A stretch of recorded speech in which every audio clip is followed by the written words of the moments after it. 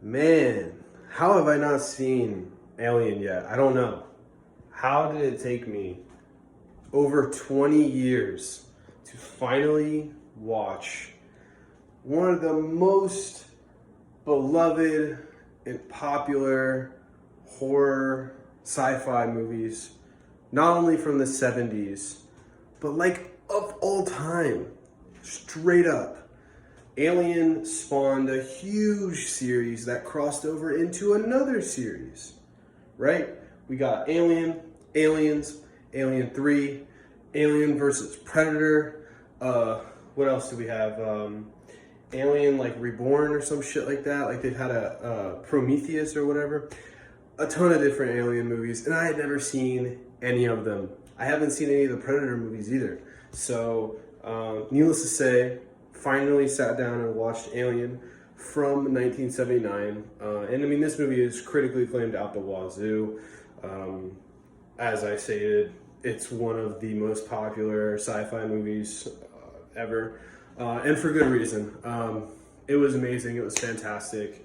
It was about as classic as I would have anticipated. And, you know, I have only seen one Star Wars movie in my life. And it was the very first one, episode 4, whatever, from 77. And I remember whenever I watched it, I've seen it like 2 or 3 times. I remember the second or third time I watched it, really analyzing some of the effects and things like that, and just the production being the late 70s. And I was really in awe about, you know, the way that they were able to, you know, work with that set and do the effects and make it look so good for what was, you know, a pretty, I don't want to say primitive, but in comparison to like the 21st century with CG and stuff, I mean, man, they did not have much to work with. And, you know, Star Wars holds up absolutely. And Alien was made in 79, just 2 years later.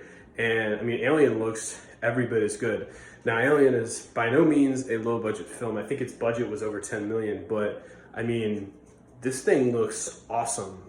You know, special effects wise, if you would have told me this movie came out in, say, 1995, I would say, okay, yeah, it looks pretty good, you know? Or even like 1999, honestly. Like, this movie looks 20 years younger than what it actually is.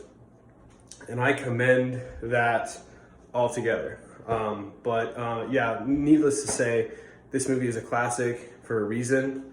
I kind of lump it in with The Exorcist. Everybody loves it.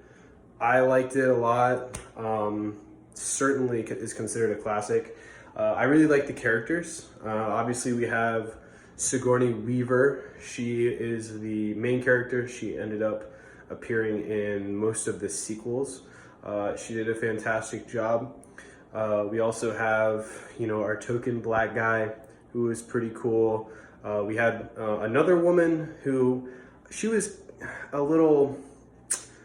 probably the most poorly written character, because she was kind of a stereotypical emotional kind of, I don't want to say she was just baggage to the group, but she didn't do much, and she just kind of played on the weak, you know, female stereotype in like 10 situations. She kind of weighed him down a little bit, but it's whatever. But the character I liked the most, he looked like Joe Pesci. He turns out to be a robot. Like, what? That's crazy. And I mean, the concept itself is pretty awesome, right? I love it. These people are traveling to find alien life on the moon, and you come to find out that the whole operation was not staged, but they kind of knew all along. One of the guys ends up being a robot that was planted by the company that sent them on this big expedition, and like, they just do not care about the crew. All they want is just to find this alien life, right? This alien life form. And, you know, numerous times throughout the movie, she's like entering into like the mother computer database, whatever, which is another thing that is fascinating to me I always find computers from the mid to late 20th century so fascinating, because they're just way different than what we have now, because computers are so commonplace and they're so convenient and they do so many things for us. But like it said, like the exploration team is expendable. Like it's whatever. But no, I think the biggest thing you got to talk about with this movie is the alien itself, right? And there is only one alien, but the way that it's introduced is amazing. I mean, it's so fucking genius, and I absolutely love it. The alien in this movie is pretty awesome. I got to admit, especially for most of the movie, how it's kind of, I don't want to say it's concealed, but it's not like this fully fleshed out like character that's like walking around and destroying things.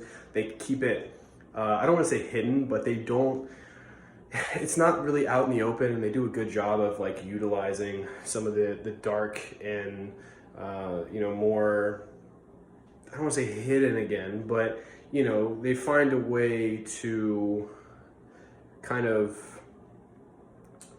what's the word? They don't show a lot of the alien until the very end, right?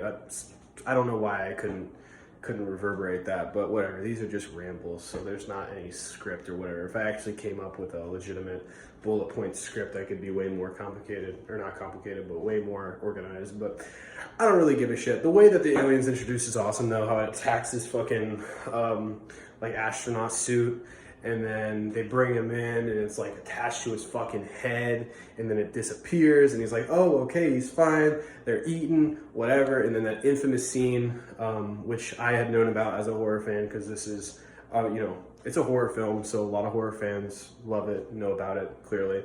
And it pops out of his stomach. Oh, it's an awesome scene. And I mean, for the 1970s, bro, the practical effects, I mean, this movie it looks fantastic. And this is so important for a movie like this, for the effects and things like that to hold up, and they absolutely do, which is just, it's awesome, bro. I mean, it really is, it's a staple of how, you know, important and just impressive it was looking back. I mean, this movie is over 40 years old, and I mean, I still was grossed out, intrigued, and kind of like, I don't want to say mortified, but I was impressed by the special and practical effects. But how it just rips through his body. Obviously, it's a puppet, whatever. But I like how the alien itself kind of like grows throughout the movie, and then at the end you see it fully fleshed out. You don't see much of it, but I mean, yeah, it's a little gangly, whatever. I mean, it is what it is. But you know, it really is a slasher movie that takes place on a spaceship. I mean, when you think about it, and I mean, there's nothing wrong with that. I think it's badass. I love slasher movies. I love the formula. And I mean, yeah, there's about an hour, a little over an hour of like exposition and build up. And, you know, once it busts through that guy's fucking stomach and, you know, they lose track of it, it's pretty much just a stalk / killed off one by one of everybody on the ship. And I'm not gonna lie, whenever homeboy, I think his name was Ash. Was his name Ash? Anyway, when he turned out to be a robot, that was pretty intense. That was pretty cool and crazy. Because at first I thought he was the alien, right? I thought the alien was like controlling him, but no, he turned out to be a fucking robot. But yeah, no, there's really not a whole lot I can say about this movie. I didn't have any problems with it. I didn't see any flaws. It has this legendary status, and it's very well warranted. And I mean, similar to the Exorcist, I rated that a 5 out of 5. You know, I feel like a 5 out of 5 is something that you would recommend to everybody in a movie where you can't really pick an issue with it. I would absolutely watch this movie again. I would recommend it to a casual. I'd recommend it to a friend. I recommend it to a film fan and a horror movie fan as well. I think when it comes to sci-fi horror, does it really get much better than this? I don't think so. And it kind of gets me wanting to watch some of the sequels, because I know Aliens is a really good movie as well. I think it's one of the more prolific horror movie sequels, and it's actually directed by James Cameron. So probably going to give that a watch at some point. But yeah, no, I'm going with a 5 out of 5. It's amazing. And yeah, I mean, if you're a slasher fan, literally, when you think about it, the last, like, better part of half the movie is just a slasher movie that takes place on a fucking spaceship. How is that not badass? 5 out of 5. Masterpiece.